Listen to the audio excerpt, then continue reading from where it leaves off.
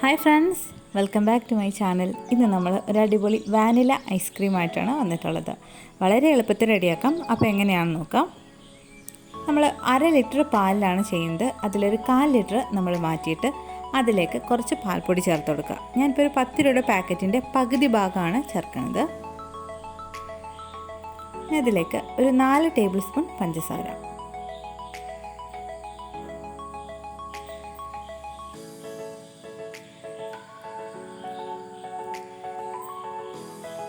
ഒരു നുള്ള് ഉപ്പ്, കുറച്ച് വാനില എസൻസും കൂടെ ചേർത്ത് കൊടുക്കുക. 1/2 ടീസ്പൂൺ ഉണ്ടാവും, അതും കൂടെ ചേർത്തിട്ട് നന്നായിട്ടൊന്ന് മിക്സ് ചെയ്തെടുക്കുക. ഇനി നമ്മൾ ചെറിയ തീയിൽ വെച്ചിട്ട് നന്നായിട്ടൊന്ന് പറ്റിച്ചെടുക്കണം. ആ പാലിൻ്റെ ഒരു നിറമൊക്കെ ഒന്ന് മാറി ചെറിയൊരു ക്രീം ഷെയ്ഡാവുന്ന വരെ, നല്ല കുറുകലായിട്ട് വരുന്നവരെ നമ്മൾ ചെറിയ തീയിൽ തന്നെ വെച്ച് കൊടുക്കുക. അപ്പോൾ അതവിടെ ഇരുന്ന് തിളച്ച് ഒരു കുറുകി വരട്ടെ. ആ സമയം കൊണ്ട് നമുക്ക് വേറൊരു പാനിലേക്ക് കുറച്ച് ബട്ടർ ഇട്ട് കൊടുക്കാം. ആ ബട്ടർ ഒന്ന് മെൽറ്റായി വരുന്ന സമയത്ത് നമ്മൾ 2 ടേബിൾ സ്പൂൺ മൈദയാണ് ചേർക്കുന്നത്.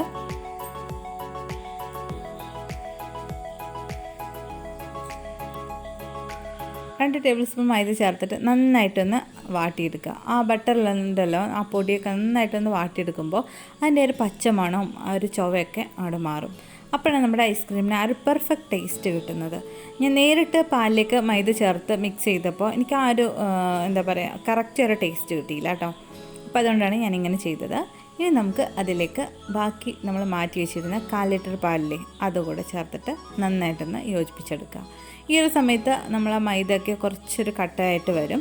അത് ചൂടാവുന്നതനുസരിച്ച് ഒന്ന് അലിഞ്ഞു വെക്കോളും. ഇല്ലാത്തതുണ്ടെങ്കിലും ചെറിയ ചെറിയ കട്ടകൾ, അലിഞ്ഞു പോകാത്ത കട്ടകളുണ്ടാവും.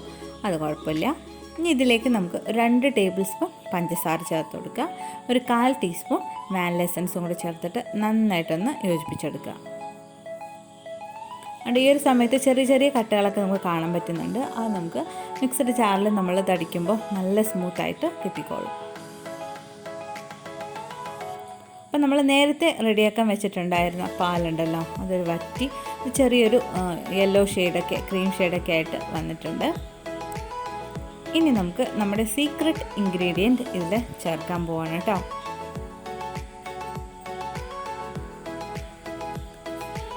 നമ്മളപ്പോൾ നല്ല മധുരമുള്ള പഴം നോക്കി വേണം എടുക്കാനായിട്ട്. അപ്പം ഞാനിവിടെ എടുത്തിരിക്കുന്നത് പൂവമ്പഴമാണ്.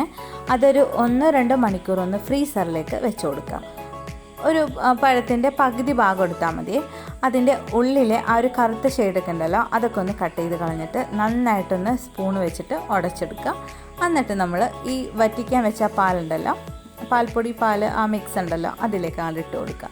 അതിട്ട ശേഷം നന്നായി യോജിപ്പിച്ച് ഒരു 1-2 തിള വരുന്നവരെ വെയിറ്റ് ചെയ്യുക. അതിന് ശേഷം ഓഫ് ചെയ്യുക. അപ്പോൾ ഞാൻ തിളയൊക്കെ വന്നപ്പോൾ ഓഫ് ചെയ്തിട്ടുണ്ട്. ഇനി നമ്മുടെ 2 മിക്സും കൂടെ അങ്ങോട്ട് യോജിപ്പിച്ചെടുക്കാം. ഇനി ഇത് റൂം ടെമ്പറേച്ചറിലൊക്കെ ഒന്ന് ഇരുന്ന് അതിൻ്റെ ചൂടൊക്കെ ഒന്ന് ആറി നോർമൽ ഒരു ടെമ്പറേച്ചറിലേക്ക് വരുന്നവരെ നമുക്കൊന്ന് വെയിറ്റ് ചെയ്യാം. അപ്പോൾ നമ്മുടെ ആ മിക്സ് നമ്മൾ മൂടി വെച്ചു. അതിൻ്റെ ചൂടൊക്കെ ഒന്ന് ആറി ഇനി നമുക്ക് മിക്സഡ് ജാറിലേക്ക് ഇട്ടിട്ട് നല്ല സ്മൂത്തായിട്ട് ഒന്ന് ബ്ലെൻഡ് ചെയ്ത് എടുക്കണം.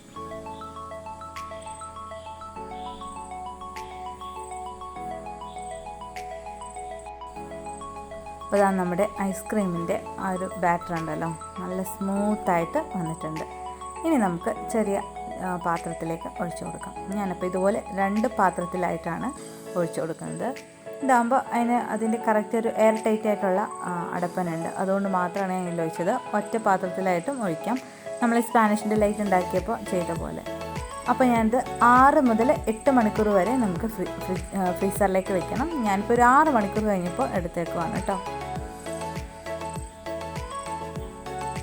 അപ്പം നമുക്ക് സെർവിങ് ബൗളിലേക്ക് മാറ്റാം. നല്ല സ്മൂത്തായിട്ടുള്ള ഐസ്ക്രീം റെഡി ആയിട്ടുണ്ട് കണ്ടോ.